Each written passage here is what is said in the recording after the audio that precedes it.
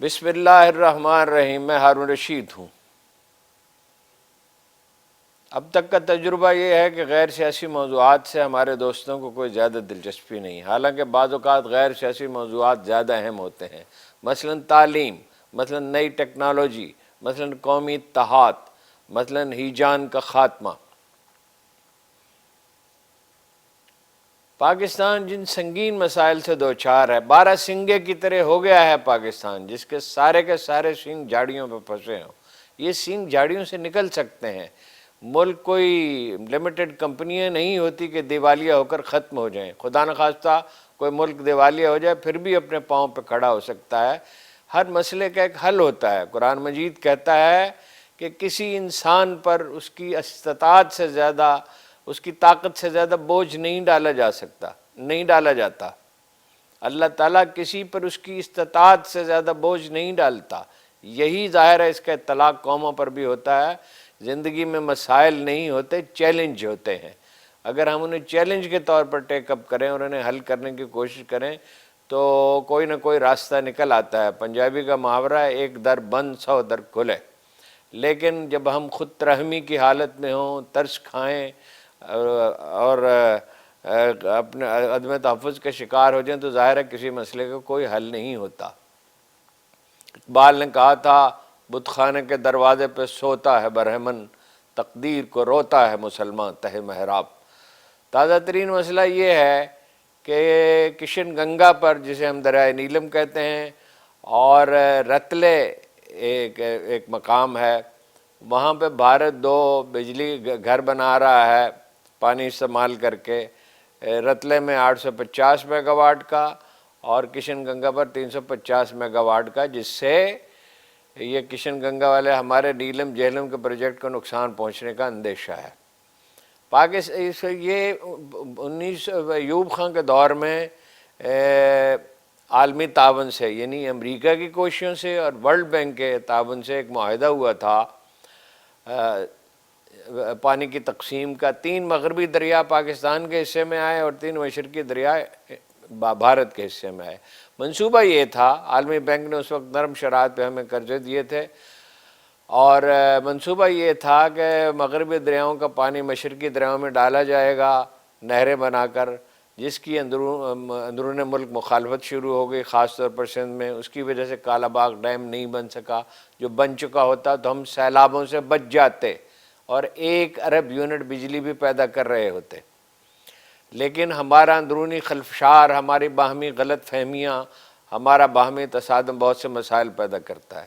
تازہ ترین واقعہ یہ ہے کہ وہ جو معاہدہ تھا اس میں 3 تجاویز تھیں۔ اگر کوئی اختلاف رائے ہو، تصادم ہو تو کیسے حل کیا جائے۔ 1947 میں پاکستان کے بنتے ہی بھارت نے پاکستان کا پانی روک دیا تھا اور ہمیں پانی خریدنا پڑا تھا بھارت سے۔ اس کے بعد یہ کشمکش جاری رہی۔ اس وقت پاکستان نسبتاً ایک مضبوط ملک تھا اور دنیا میں ہماری کچھ پذیرائی تھی، چنانچہ عالمی بینک ہماری مدد کو پہنچا، امریکہ ہماری مدد کو پہنچا اور معاہدہ طے پا گیا، سنتاس معاہدہ۔ اس کے تحت 3 طریقے ہیں۔ ایک یہ ہے کہ باہمی دونوں طرف جو انڈس واٹر کمیشن ہے وہ طے کر لیں، باہمی گفتگو کر کے معاملہ، یا کوئی بین الاقوامی ماہر متعین کیا جائے، یا ہیگ میں ہالینڈ کا جو دارالحکومت ہے اس میں جو عالمی عدالت ہے، ثالثی عدالت، انٹرنیشنل کورٹ آف جسٹس، معاملہ اس میں جائے۔ تو پاکستان اب گیا انٹرنیشنل کو، پہلے ایک ماہر کا تقرر ہوا، لیکن ساتھ ہی Pakistan International Court of Justice میں چلا گیا۔ اور ادھر مودی صاحب نعرے لگا رہے تھے کہ خون اور پانی ایک ساتھ نہیں بہہ سکتے، یعنی ایک طرف پاکستان کو دہشت گرد قرار دے رہے تھے جس کے 7,000 شہری شہید ہوئے ہیں، اور دوسری طرف دھمکیاں دے رہے تھے۔ جو اقبال نے کہا تھا، جسے ہم دہراتے رہتے ہیں کہ تقدیر کے قاضی کا یہ فتویٰ ہے، ازل سے ہے جرم ضعیفی کی سزا مرگ مفاجات۔ تو عالمی ثالثی عدالت میں بھارت نے اس کا بائیکاٹ کر دیا، لیکن عدالت تو عدالت ہے، اور یہ ان پاکستانی عدالتوں کی طرح تو نہیں ہے جن میں سے بعض دباؤ قبول کر لیتی ہیں، مگر اس نے پاکستان کا موقف تسلیم کر لیا اور کہا کہ وہ یہ اپنا مقدمہ سنے گا۔ 13 جولائی تک کہا گیا تھا کہ دونوں اپنے وکلاء نامزد کر دیں، اپنے نمائندے نامزد کر دیں، پاکستان نے نامزد کر دیے، انڈیا نے انکار کر دیا۔ اس کے باوجود عالمی ثالثی عدالت کا فیصلہ یہ ہے کہ وہ یہ مقدمہ سنے گا، اور امید یہ ہے کہ فیصلہ پاکستان کے حق میں ہوگا۔ بھارت کو یہ اجازت دی گئی ہے کہ وہ جو دریا پاکستان کے لیے مختص ہیں اس میں بجلی گھر بنا سکتا ہے، پانی زراعت کے لیے استعمال نہیں کر سکتا، لیکن بہرحال بھارتی چالاک ہیں اور اس وقت ان کی پوزیشن اچھی ہے، اس سے وہ پورا فائدہ اٹھا رہے ہیں، پورے سے بھی زیادہ فائدہ اٹھا رہے ہیں۔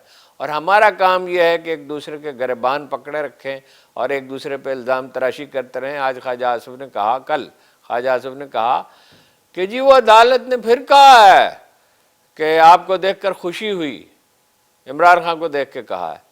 یعنی یہ بھی ایک ایسا جرم ہے کہ وہ جہاں جائے اس کی تحقیر کی جانی چاہیے، جو 70-80% ووٹوں کا نمائندہ ہے اس کی تحقیر کی جانی چاہیے۔ اس کا نتیجہ یہ ہے باہمی ہماری لڑائیوں کا، جس میں کوئی بھی کان دھرنے کے لیے تیار نہیں ہے، جس سے بھی مصالحت کی بات کی جائے وہ دوسرے کو مورد الزام ٹھہراتا ہے۔ اس کا نتیجہ یہ ہے کہ بھارت اس سے فائدہ اٹھا رہا ہے۔ اس سال صرف گزشتہ مالی سال کے دوران اس زرعی ملک نے 8 ارب ڈالر کی کھانے پینے کی اشیاء درآمد کی ہیں۔ ہمارے پاس 5 لاکھ ایکڑ ایسے ہیں جہاں ہم وہ درخت لگا سکتے ہیں جن سے تیل نکال، جو انڈونیشیا سے اور ملائیشیا سے ہم پام آئل کے درخت لگائے جا سکتے ہیں۔ ہم یہ سرسوں کا جو تیل ہے، جو اس کی نئی اقسام ہے، وہ جو سورج مکھی، بے شمار ہمارا پورا پوٹینشل ہے کہ ہم اپنے لیے کھانے کا تیل جس میں 3-4 بلین ڈالر ہمارے صرف ہوتے ہیں وہ بچا سکتے ہیں، لیکن کوئی منصوبہ بندی نہیں کی۔ 50-60 برس بیت گئے، کوئی نیا ڈیم نہیں بنا تھا۔ عمران خان کے دور میں ڈیم بننے شروع ہوئے اور وہ کہتے ہیں، شہباز شریف صاحب کہتے ہیں کہ اس کے دور میں معاشی تباہی ہوئی۔ بہرحال 13 جولائی آخری تاریخ تھی، بھارت نے انکار کر دیا ہے اپنے وکلاء مقرر کرنے سے، اور اب دیکھا جائے گا کہ عالمی ثالثی عدالت کیا فیصلہ کرتی ہے اور کتنا دباؤ ہم ڈال سکتے ہیں۔ مسئلہ یہ ہے کہ ہم اپنا پانی، ایک تو پانی کم ہے، آبادی زیادہ تیزی سے بڑھی ہے، ہم نے خاندانی منصوبہ بندی پہ کوئی توجہ نہیں دی۔ بنگلہ دیش کی آبادی ہم سے زیادہ تھی، اب وہ 15 کروڑ ہیں اور ہم 22 کروڑ ہے سرکاری طور پر، لیکن دراصل 24 کروڑ ہیں، اور اس کے مقابلے میں وسائل کو کوئی ترقی نہیں دی گئی۔ پھر ہم اپنا پانی، دنیا میں پاکستان ان ملکوں میں سے ایک ہے، شاید دنیا کا واحد ملک ہو جہاں پانی اتنا ضائع کیا جاتا ہے۔ اللہ کے رسول نے ارشاد کیا تھا کہ خواہ دریا بہہ رہا ہو، پانی وضو کے لیے بھی ضائع نہ کیا جائے، یعنی منیمم پانی استعمال کیا جائے، اس لیے کہ وہ تو جانتے تھے کہ آنے والے زمانوں میں پانی کا قحط پڑے گا۔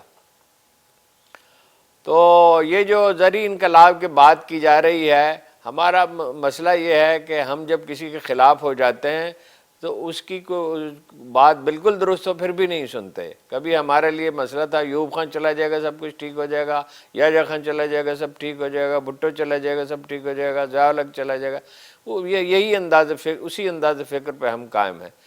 وہ جو زرعی انقلاب کی بات ہو رہی ہے اس پہ غور کرنا چاہیے۔ وہ فوج کا بنایا ہوا منصوبہ نہیں ہے، وہ سول حکومت کا بنایا ہوا منصوبہ بھی نہیں ہے، وہ بہترین غیر جانبدار ماہرین کا بنایا ہوا منصوبہ ہے۔ اگر اس پہ عمل درآمد ہو جائے، واقعی عمل درآمد ہو جائے، تو نہ صرف یہ کہ پیداوار بڑھ جائے گی، بلکہ قدرتی کھاد کا استعمال زیادہ ہوگا اور مصنوعی کھادوں کا استعمال کم ہوگا، جس سے زمین کی زرخیزی کم ہو رہی ہے۔ بہرحال نتیجے کا انتظار ہے، دیکھتے ہیں ہم کتنا دباؤ ڈالتے ہیں۔ ہمارے لوگ تو باہم لڑنے جھگڑنے میں لگے رہتے ہیں۔ ایک بار پھر اقبال کا وہی شعر کہ بت خانے کے دروازے پہ سوتا ہے برہمن، تقدیر کو روتا ہے مسلمان تہ محراب۔